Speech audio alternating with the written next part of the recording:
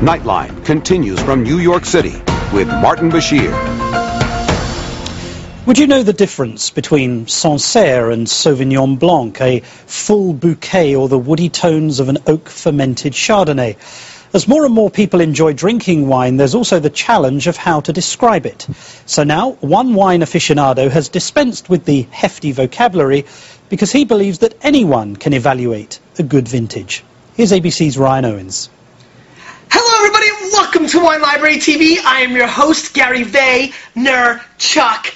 If Wayne's World had a wine aficionado, he'd be it. The Oak Monster. This 31-year-old rabid football fan, notice the New York Jets bucket, is on a one-man mission to uncork the mysteries of wine. We're changing the wine world, aren't we? And it's a Merlot. It's 15% alcohol content. From the office of his wine shop in, of all places, New Jersey, Gary records a webcast 5 days a week. He says each averages close to 40,000 viewers. This is a kick in the nards. I'm going to trick you, sucker, kind of wine. Look at this color. This is like eating your shoe. I mean, this is a lot of leather. You know, like the golden locks. And the entire rainbow of flavor exploded into our face. The American dream. Woo! And some of the rainbow even got up our nose. And that's what's going on with this wine.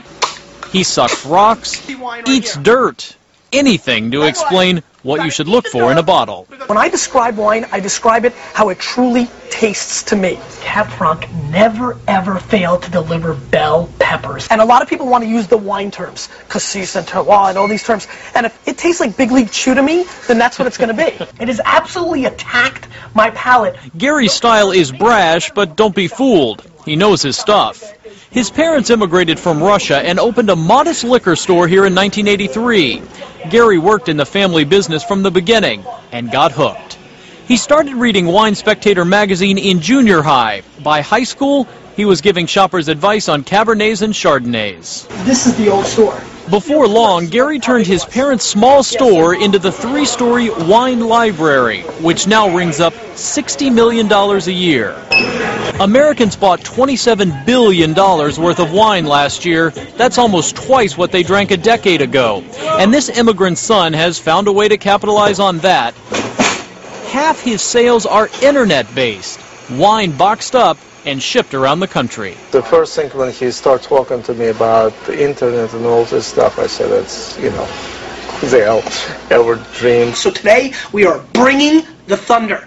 His style has gotten plenty of attention, including from critics, or wine snobs as Gary calls them. They point out he reviews wines he sells, which makes him a good salesman, not a true critic. For you, is this really about wine or is this business? This is not about wine or business. This is about life.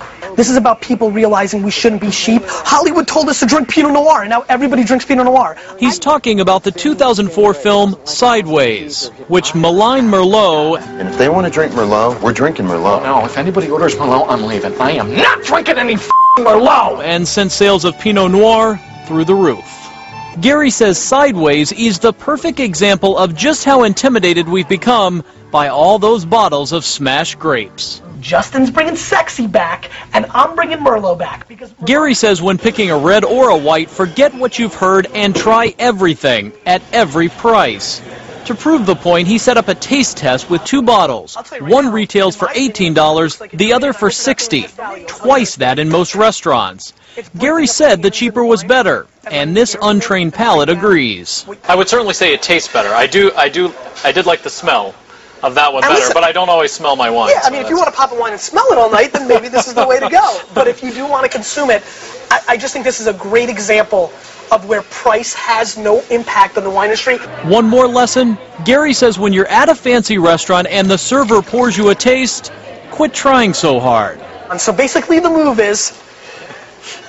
Cool date move. Okay. All right. Smell it. You don't even have to taste it. No. Because I've never seen anybody deliver the salmon and cut it and analyze it and flip it over and be like, oh, it's pink, tremendous. What about the fumbling around with the cork? Are there things at the table that you should be looking for in your cork? Is that worth doing? You know, I'm high on doing the Chinese football, like kind of like fling. That goes over well at the fancy places. Especially when you hit the person. Gary says he still has a lot to teach and won't be satisfied until wine is, well, the new beer. You know, my hopes are that the next generation of wine drinkers are a lot more open-minded. You know, I love when somebody emailed me and said, that was one of the best wines I've ever had. I never heard of Chenin Blanc before. I loved it. P.S. I drank it at the NASCAR event this weekend. Yes! That's now what we're making progress. Now we're making progress. I'm Ryan Owens for Nightline in Springfield, New Jersey. Wine at the racetrack, that really is progress. Our thanks to Ryan Owens.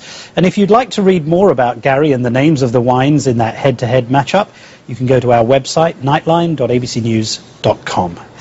And when we come back, a stunning admission by one of America's greatest athletes.